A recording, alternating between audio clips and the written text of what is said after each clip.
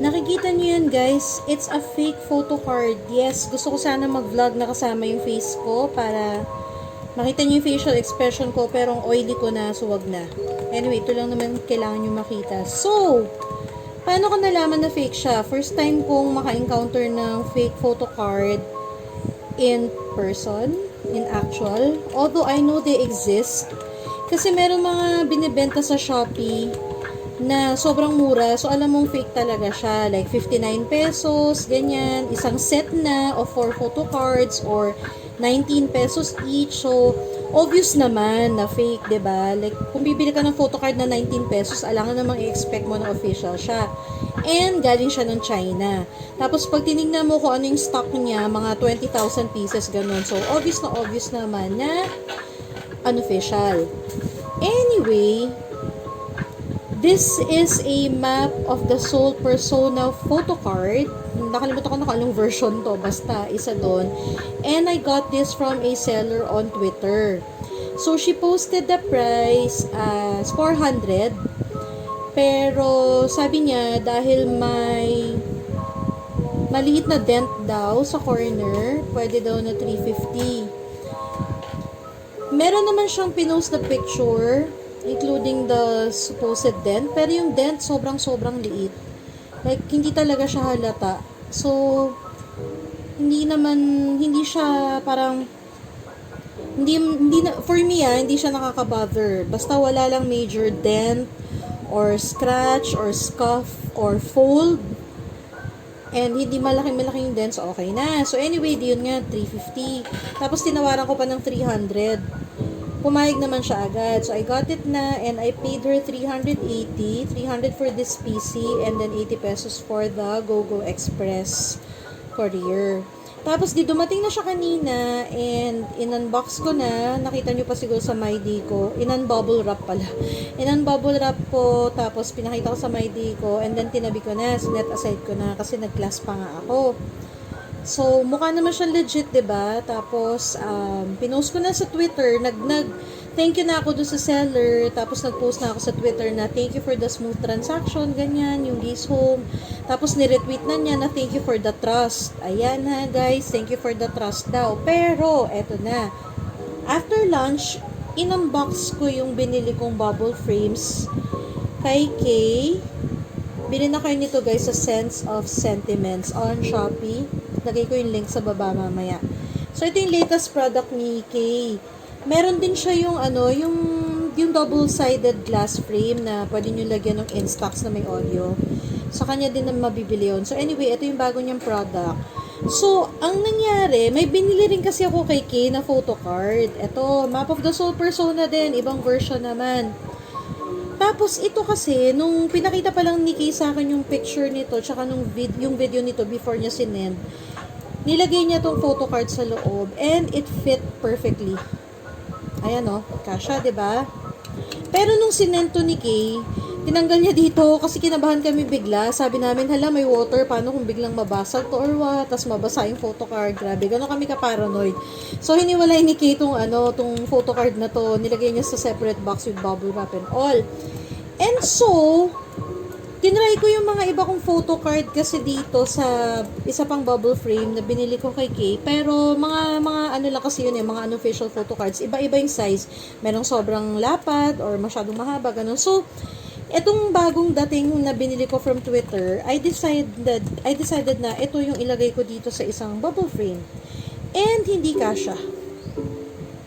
As in talagang akala ko pa, sabi ko, teka lang, baka mali lang yung pagkakalagay ko, baka hindi masyadong lapat or hindi pantay. Hindi talaga siya kasya. Unlike itong isang photo card na, syempre, official, personal pull ni Kito dun sa Map of the Soul Persona niya na album. Saktong-sakto siya, oh. 'Di ba? Oh, so inisip ko rin, baka naman yung bubble frame yung hindi pare-pareho yung size, 'di ba? Pwede naman. Kahit konting difference lang, syempre baka hindi naman talagang exactly the same. Nung una pa nga sabi ko, wait, magkaiba yung pink. Hindi, iba-ibang color nga pala talaga yung iba-ibang shades of pink talaga yung 4 versions ng photo card. Pero dahil na hindi siya magkasya sa bubble frame, ang ginawa ko tuloy, kinumpare ko. Kinompare ko yung dalawang card, yung galing kay Kay na official, and itong binili ko sa Twitter. And lo and behold, hindi nga sila pareho ng size. Here, oh, mas malaki itong binili ko sa Twitter. Ayan, oh, nakikita nyo yung edge. Ang hirap kasi gumagalaw ako, pero mas malaki yung unofficial. Ayan, nakikita nyo ba yung lampas na pink? Yun yung likod nitong unofficial na card yan. Lampas siya, oh. Medyo malaki din, ha, kasi yung difference na yan, kaya hindi siya nagkasya doon sa bubble frame. So, dahil mas malaki siya dito sa pinadala, dito sa binili ko kay Kay, nagduda na ako. Kinuha ko na yung mga iba kong official na photo cards. So, ito, Map of the Soul Persona din. So, ito na, meron na tayong dalawang official photo cards. And they are exactly the same size. Pero nung pinatong ko tong bagong dating from Twitter, talagang mas malaki siya. Ayun, oh. Lampas talaga yung edge niya. Kita nyo ba? Yung sa taas. Tapos, kinuha ko na rin yung Map of the Soul 7 ko na dalawa. Kasi as far as I know, pare-pareho naman ang size ng photo cards, eh. So, ayan na. 4 na official cards na versus the one that I got from Twitter. By the way, yung iba dito from Twitter din naman. Pero, legit. Ayan, no, lampas talaga siya sa gilid. Nakikita niyo yung pink. Okay, so that's the first sign. Sabi ko, okay. Hindi to official. Mas malaki siya. Tapos, tinuruan kasi ako ni Maye. Sabi ni Maye, para daw makita mo kung official yung card, meron daw dapat bumps sa gilid. Kasi magkakadugtong pala tong mga cards na to. Tapos, pinupunit. Gets nyo? Yung parang may perforated lines in between the card. So, merong dots dyan sa edges na actually kita, hindi lang siguro kita dito sa camera, pero meron talaga, you know, yung parang nakaumbok na parang himulmul. Anyway, yon. So, chinek ko ngayon tong galing yung binili ko nga on Twitter. And wala siyang ganon. Smooth siya, pero ang nakakatawa, parang mas makapal yung papel niya. Smooth, mas makapal ng konti yung papel, and yung gilid niya may kulay din. Yung parang nasunod yung kulay ng photo. Kung ano yung kulay ng photo, yung gilid niya, kung ano yung kulay niyang portions na yan ng picture, may ganun siya sa gilid, which is wala dito sa mga official photo cards. So, official photo cards, o diba yan, may shade, may dark shade dyan, tapos light shade. Pag tinignan mo yung gilid, wala, white lang. Okay, so that's the way to tell an official photo card from a fake one. So, what happened? Siyempre, tinanong ko agad si seller. Sabi ko, where did you get this PC? At ang sagot niya is personal pull daw niya from an album daw that she bought in 2019. So, 2019 pa raw to sa kanya. Ngayon lang daw niya na-decide i-sell. Kasi kailangan niya ng funds or what. And, dalawa na raw yung ganito niya. Kasi nakabili na raw siya ng tingi before niya to na-pull. Which, of course, I didn't believe. Kasi, imposibleng official siya, di ba? Iba nga yung size, eh. Tsaka wala nga yung dot sa gilid. O kahit wala yung dot sa gilid, let's say, na-smooth out na siya from holding it. Which is also medyo malabo. Kasi if you're a photo card collector, you don't really touch your photo cards. Lalagay mo lang siya sa binder, or lalagay mo siya sa top loader. Hindi mo naman siya hawak-hawakan sa gilid, eh. So, mare-retain talaga yung mga dots na yon. So, yun nga daw, personal pull daw niya. Hindi ko sinagot yun. Sabi ko lang sa kanya, I won't post it on Twitter, but I'd like my money back. Kasi nga, pinakita ko sa kanya, I sent her pictures na mas malaki itong pinadala niya sa akin and wala yung dot sa gilid. So, sabi niya, I wonder how that happened. Ito pa yung proof, sabi niya. Meron siyang album, tas pinatong niya yung photocard na ganito, yun daw yung dupe, pinatong niya doon, tas sinend niya sa akin yung picture, but that doesn't prove anything, di ba? Ang point is, itong pinadala niya is obviously a fake.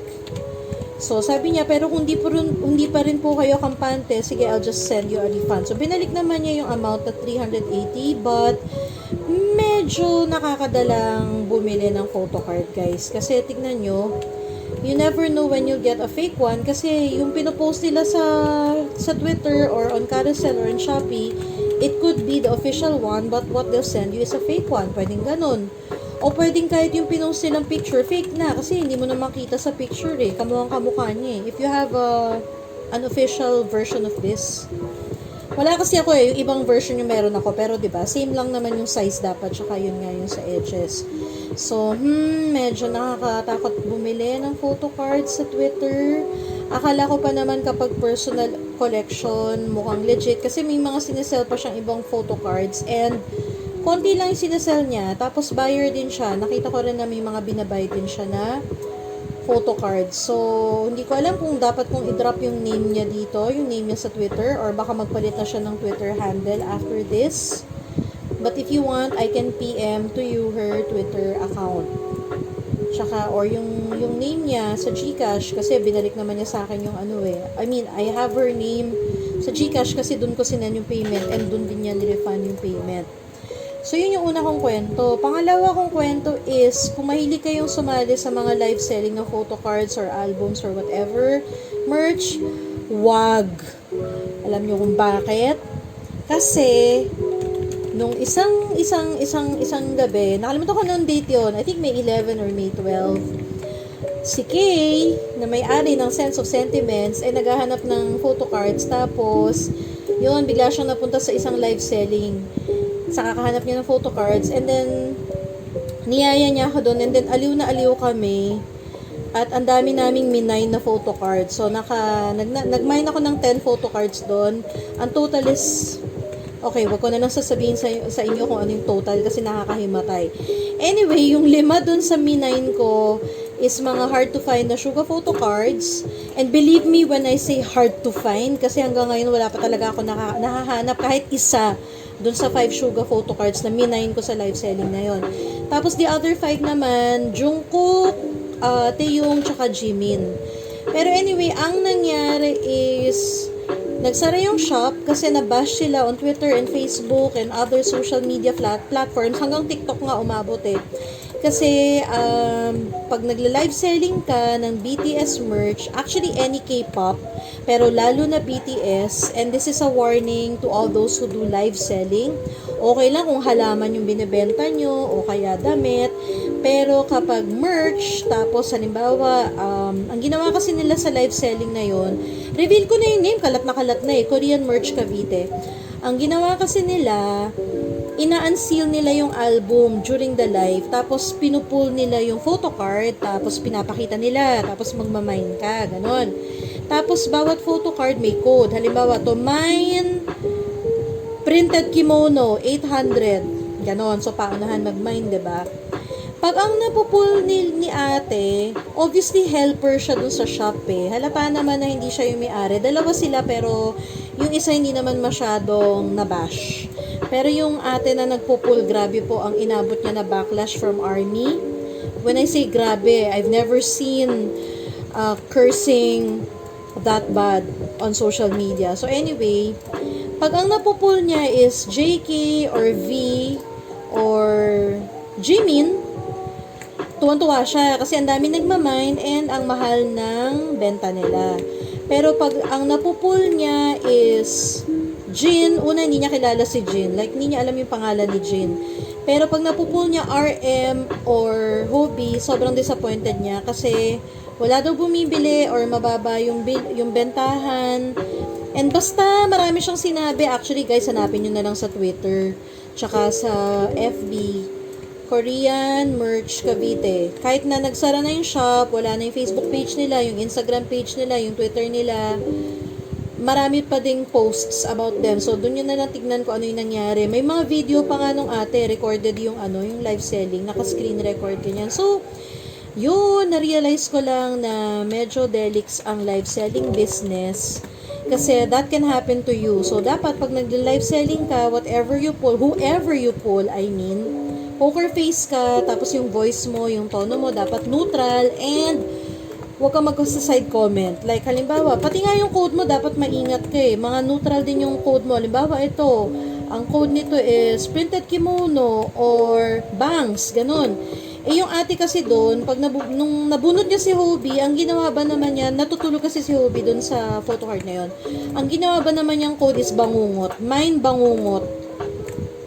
tapos yung price, 'di ba? So sobrang triggered, na insulto, na hurt yung mga hobby stands. Tapos yun, may sinabi pa siya doon na, kasi iba, meron kasi mga naka-infiltrate doon na feeling ko talaga hindi buyer eh. They were there to call out the seller and the shop for overpricing. Kasi sabi nila, ate, sobra namang mahal. Parang 450 lang yan sa Twitter, 300 lang yan sa Twitter, ganyan. Tapos sabi nung ate, hindi, intindihin nyo naman kami. Kasi pag mangne yung nabubunot namin, napupul namin, oo, malaki yung kita namin. Kasi nabibili siya sa mataas na price. Pero paano naman kung RM, lugi kami? Sinabi niya yung talaga on live. So, syempre na-trigger lahat ng RM stands, diba? Parang sinasabi niya na kasi pag RM walang bibili. So, na-unseal na nila yung album. Kasi for those who are not familiar with how K-pop albums work, they can be sold as sealed or unsealed. Yung sealed, yun yung bago na hindi pa nabuksan, nandun pa yung photocard, complete inclusions. Pag unsealed, usually yung photocard lang naman yung wala kasi mas mahal pa yung photocard kesa dun sa album eh. So pag na-unseal na yung photocard, biglang bagsak na yung value nun. So yung sealed, let's say 1,050. Pag wala na yung photocard, it can sell for about mga 400 na lang, ganun. Swerte na siguro maibenta mo pa ng 500 yung unsealed album. So, yun yung ibig sabihin ng ate. Pero ang pagkakamali niya doon is saying that out loud. So, dapat na lang, she kept her thoughts to herself. So, yun. Malala yung nangyari doon. So, yun yung isa kong kwento. Yung isa is, yun nga, after kong mag-mine ng napakarami doon, natsaka ko lang nalaman na overpriced pala yung PCs na binibenta nila. Severely overpriced. Pinapakita ko lang yung mga picture ni Yoongi kasi haba ng kwento ko, wala kayong nakikita, diba? So, ayan. Overpriced kasi tinanong ko si Maye kung reasonable yung prices. Sabi ni Maye, hindi, super overpriced daw. Kasi yun nga, mura nga lang daw sa Twitter, ganyan. Pero yun, medyo naging totga namin ni Kay. Kasi, sobrang hirap talagang hanapin yung mga PCs na minine namin doon. Sobra. Siguro yung 10 pieces na minain ko doon, bago ko yun mahanap sa iba-ibang Twitter shops, Instagram, Marketplace, Shopee. Baka abutin ako ng more than a year. More pa talaga, more than a year, and mapapagastos ako sa shipping kasi iba-ibang seller. Gets nyo? Yun kasi isang seller lang yun. So, all 10 photo cards, isang shipping lang. Pero kung yung 10 photo cards na yun, iwahiwalay na seller, grabe, you do the math, diba? Lalo na kung same day delivery. Mas mahal. Tapos yun nga, ang hirap hanapin ng 10. I know because I've tried. Even before going to that live selling, hinahanap ko na yung mga photo cards na yun. Hindi ko talaga mahanap. After nung live selling na naglaho na yung shop, hindi ko na nakuha yung mga photo cards kasi nagdalawang isip na rin ako kung i-message ko pa sila kasi nga, ang dami nagsabi sa akin na overpriced. Yun. Hanggang sa wala na, hindi na namin nabili ni Kay. So ngayon, wala kaming mahanap talaga ng photo cards na yun. Kung may mahanap ka man sa Twitter, grabe yung bardagulan para makapag-mine sa iisang pirasong photo card. Like, ang masasayang yung oras mo, effort mo, masistress ka and everything. Tapos yun nga, possible pa na makakuha ka ng fake. Eh yun kasing sa Korean Merch Cavite, naka-video talaga yung pag-pull nila. Like, yung room where they did the live selling was literally full of albums na unsealed. Tapos lahat yun in-unseal nila. I think they unsealed siguro more than 30 albums that night. So, kita mo talaga na pinull nila sa album. So, legit yun. And, may feedback naman sa kanila, to be fair, na legit seller sila. Hindi naman sila scammer. Overpriced lang talaga yung photo cards nila. And, yun nga, taklesa si ate. Kaya yun yung nangyari. Pero eto na tayo. Going back to the modus that is live selling. After a couple of nights, ako naman ang naka-encounter ng live selling. Nahatak naman ako ni Sis J. Si Sis J naman sabi niya, Otto, may mga photo cards dito pa. Gusto mo? So, sige, go naman ako sa isa pang live selling. Gabi na yun, guys. 12 midnight sila nag-start. I think natapos sila 1 a.m. Tapos, si Kay naman ang niyaya ko. Sabi ko, baka meron dito yung Jimmy na hinahanap mo. Ganyan. Tapos, may mga minain kami na Medihil lang. Medihil na photo cards. At saka ako may Puma photo card. 180? 150?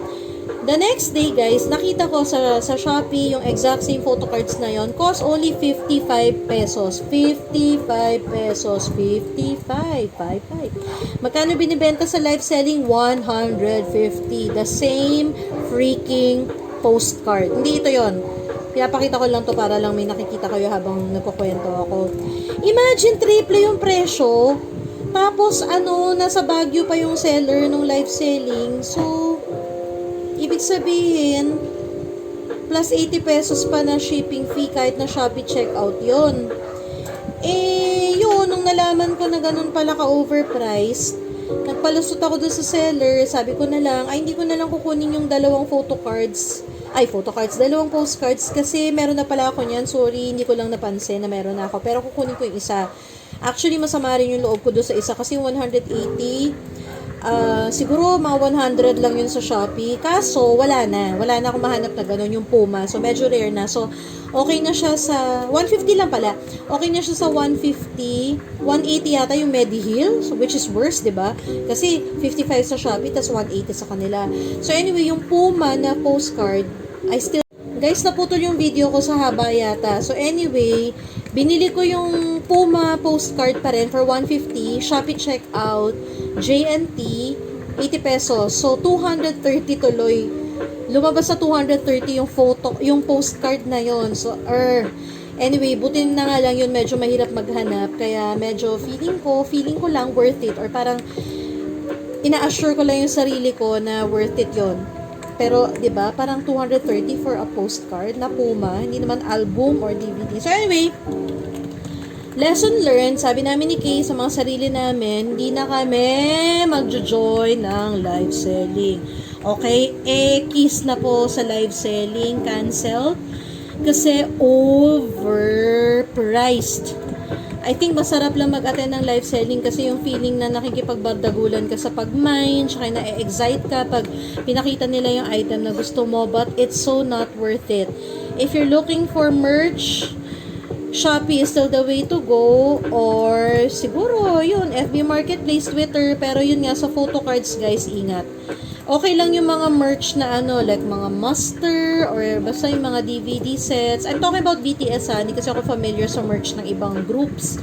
Pero sa BTS, albums, muster, yung mga iba sa Weavers, yung Learn Korean with BTS, yung mga albums, although sabi nila may fake na rin na albums, pero ewan ko, hindi pa naman ako naka-encounter so far ng fake na album. Pero sa photo cards na lang, guys, dito na lang kayo mag-ingat kasi sobrang talamak. Imagine nyo, alam nyo yung Fifth Master, meron akong official nun kasi ako talaga yung naka-pull nun. Nakipasabay ako kay Maya nung Fifth Master from Weavers, ako yung nag-unseal, ako yung naka-pull nung yung random photo card. And I was able to sell that for 4,500. Ganun na talaga yung bentahan ngayon. Kahit na ang daming nang-bash sa akin sa carousel na overpriced o ganyan. Ngayon nakikita ko ganun na talaga yung price niya.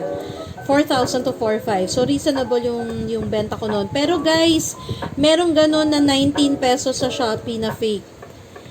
I actually ordered it para makita ko. Kaya lang nabenta ko na yung original so hindi ko tuloy ma-compare. So hopefully, pag nakabili ako ng Yoongi counterpart nun na official, mako-compare ko. But, yun nga, you can buy it for 19 pesos. So, kung wala kang comparison, maloloko ka talaga. Possible na bumili ka ng 4,500 worth na photocard na 19 pesos lang pala sa Shopee.